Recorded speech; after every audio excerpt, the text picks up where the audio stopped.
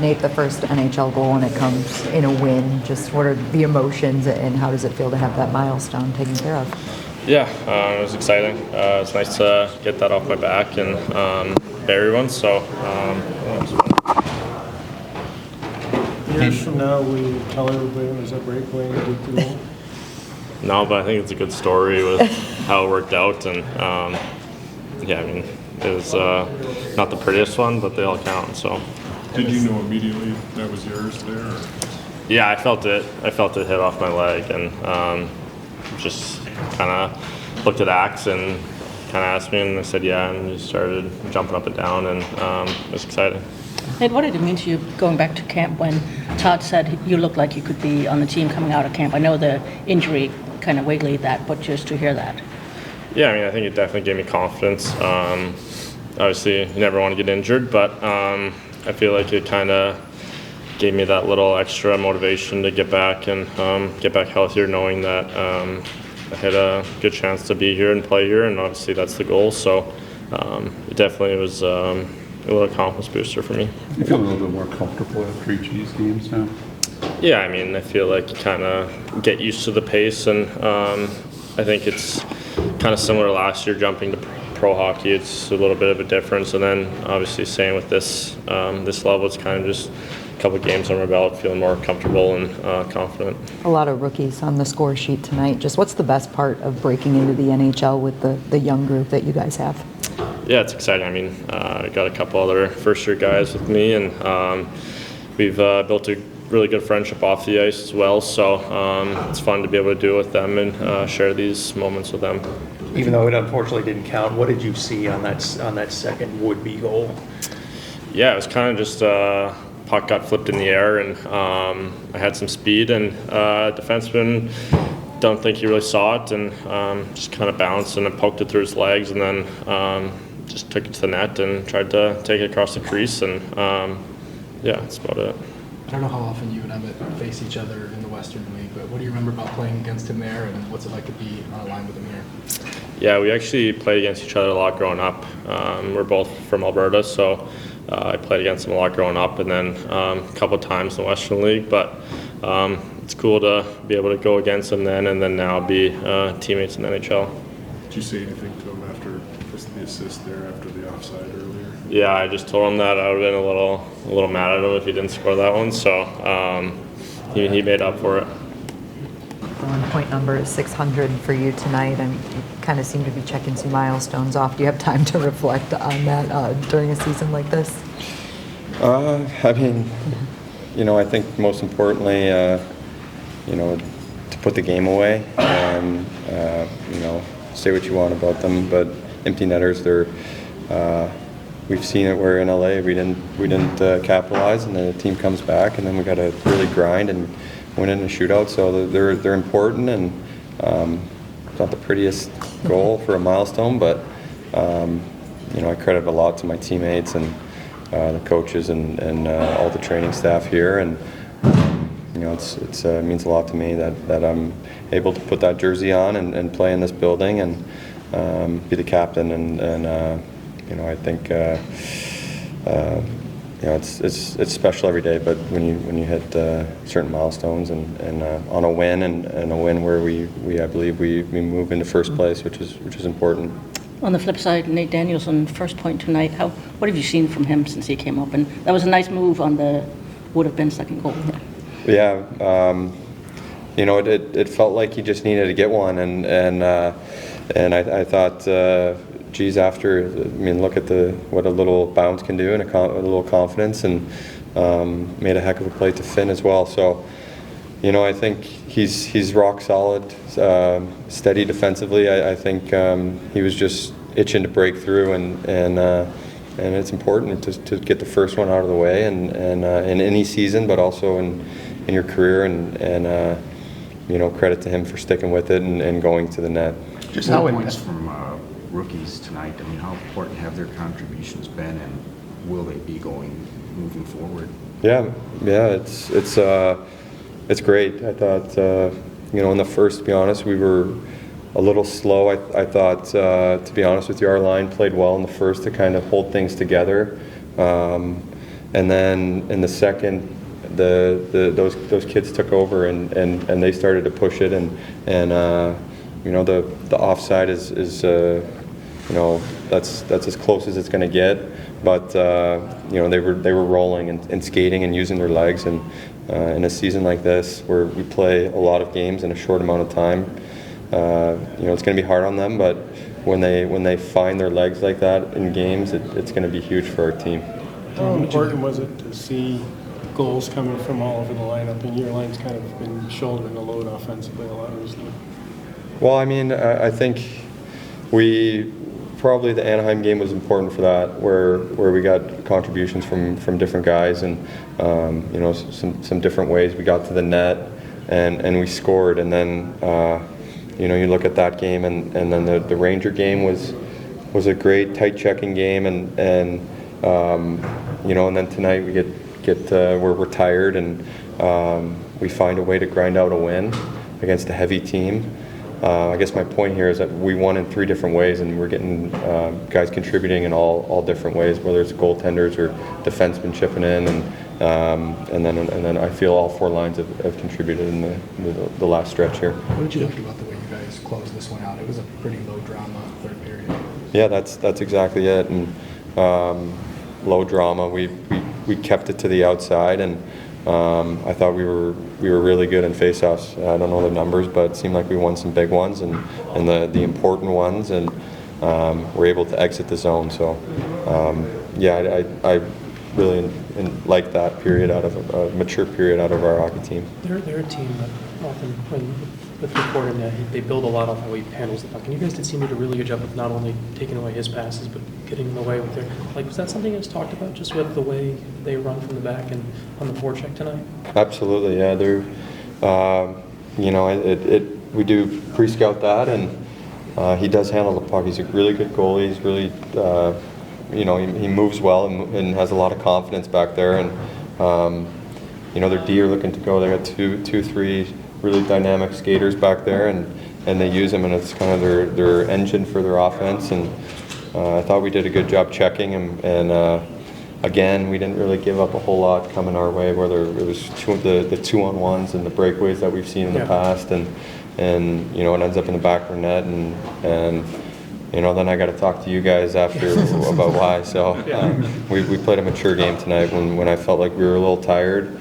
And that's a great sign for our team. And then on the other end, we talked a lot about the young group, but you got Cam back there, and he seems to just kind of know when to settle things down back there. Is it just when you look at, for you guys, what is kind of the impact you see he has on some of those young D in front of him with his presence? Yeah, his presence is great, and something you guys probably don't hear too much is how much he talks, and you know, at Gibby as well, when those guys are talking, and it helps out our D so much, and as the low forward a lot of times, it's another set of eyes, and you know, he's dialed into the game and what's going on around him, and you know, he's got a lot of experience, and he knows when it's the time to take a whistle, and knows when it's the time to make a big save. So you know, he's been playing really well of late.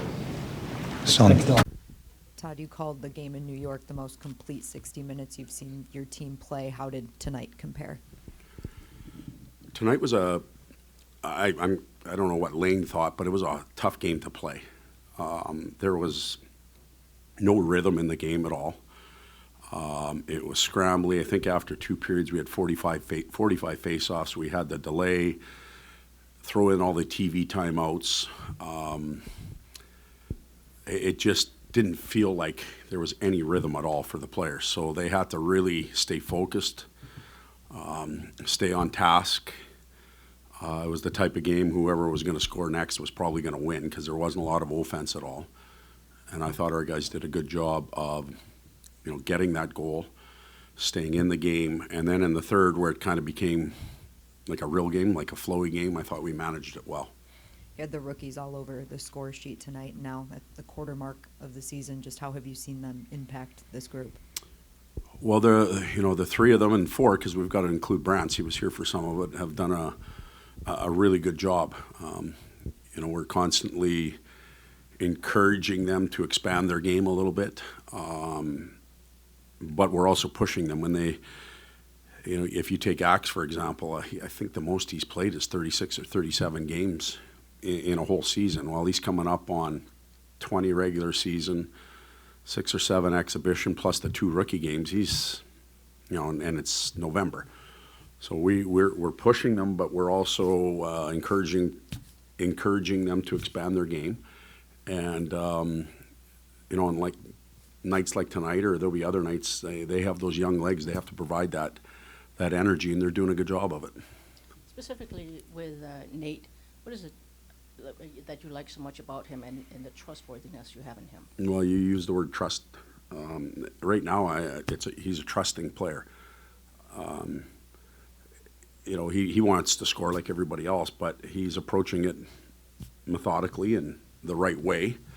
I don't hesitate to put him on the ice at all. I believe he can take care of himself and his teammates in the zone. Again, been trained pretty well on both sides of the puck, which is a good thing. And I know it didn't count, but that was a nice move he made on that, what would have been his second goal. Yeah, it's too bad you score 2 and one's a beauty and the ugly one counts, but the puck will still go up on its wall and on the wall, and he can lie to everybody 20 years from now and tell them we went end to end. It won't matter. So. You talked about the game management in the third. What part of the way you guys closed this out were you most happy with, and I guess how encouraged overall are you by it? It all goes together. I saw high-minute players, highly skilled offensive players. You take all of Larkin's line, willing to lay pucks in behind, get off and hand off a good shift so we could stay ahead of them. We never got tired. I saw guys in shooting lanes. I saw the D with poise and making good breakout plays. I saw us win some draws that were really important. We checked well. We didn't give the officials an opportunity to get involved in the game and put them back on the power play. So it all goes together. There's just not one simple thing. It flows. With 600 points now in the career of Dyan Larkin, what did you notice the most about him when you were coaching against him, and what have you learned the most about him since you arrived here almost a year ago now? I can tell you I appreciate him a whole lot more when I'm here with the team and the things that he does every day for the team and the group, and then the way he plays. To me, he's come in this season with a bird, a chip on his shoulder, and he's played really, really well from day one. We haven't had to poke or prod it out of him. He brought it night after night after night, and real good leader. Being out west, you just don't see the teams out here enough to really appreciate it. You see them in highlights and stuff like that, but TSN, NHL Network, and our own broadcasting group, you don't see the whole game. So it's I appreciate them way more when I'm with them. That's a team over there that, with especially when Decord's in net, they like to push the play from the back. And it looked forecheck-wise, so he did a really good job of basically taking that away from them. What do you see when you look at that part of the game for tonight? Well, we knew they had 11 goals from the blue line, which I believe that put them in third place overall in the league. So we were aware of it. We made a point of the pre-scout being part of that. And sometimes there's things you can do with dumps that can eliminate their D. They just have to, they have to play D first before they can leave. And there's some things in the offensive zone that they had been doing and doing well, and our players were somewhat aware of it, and we did a pretty good job of shutting them down there too. So I do think the pre-scout helped our team tonight against the group of D that's pretty dynamic. And then with this game, with the bunch of the young guys, we talked a lot about the points, but is there something to the learning process of playing to the score in the third period, of understanding the moment and that situation that way? Well, I think the evidence is, there's something to learning it, because we've done it 2 games in a row. The third game, you go back 3, we didn't do a very good job of it. So there is something to it. Championship teams have those, they just know how to win. doesn't guarantee you anything, but they just manage moments, and they do it really well. And you know, you sacrifice, you give up a little bit. I looked the other day at the Selke Trophy winner. I think since 2002, everyone except for 2 guys won the Stanley Cup somewhere. Then I looked at the Hart Trophy, and there's a number of guys that hadn't won it. Now, I think we'd all take the Hart Trophy winner, but at the end of the day, it takes some Selke Trophy winners to win championships. We saw number 13 do it here. Stevie did it over and over again, and they were winning championships. So there is some validity to being able to check to win. Todd, Talbot is 8-2. Just talk about his consistency this season, and even when he's not facing a lot of shots, like the last couple of games, it seems to come through in the third period when you need him. Yeah, we feel good about our tandem, really, to tell you the truth. That you know, Talbot has been pretty solid right from day one. Gibby's got used to a new team, a new system, you know, new community, everything. So he's getting used to that. But we feel good about our tandem. We know that we're going to, you know, some teams have been running goaltenders 14, 15 starts already. We're not doing that. We need both of these guys healthy. We need both of them up and running, and we need both of them sharp. And when we get that, we're pretty effective. Todd, could you tell what happened on the miscommunication behind the net between Axel and Cam? Maybe just that, and what's the level of relief when Cam comes back and makes that save? Well, to be honest with you, I wasn't even watching the play then. I was getting something done with one of the lines, and I just heard the noise. You know, and a few swear words and stuff like that. But then I looked at the replay immediately, and there was just miscommunication. You know, somebody needs to take charge and belt out some direction. We have some cues that we work off of when the goaltender's coming out. And, fortunately for us, it's a lesson learned without taking the hit, if you will. Okay, good night.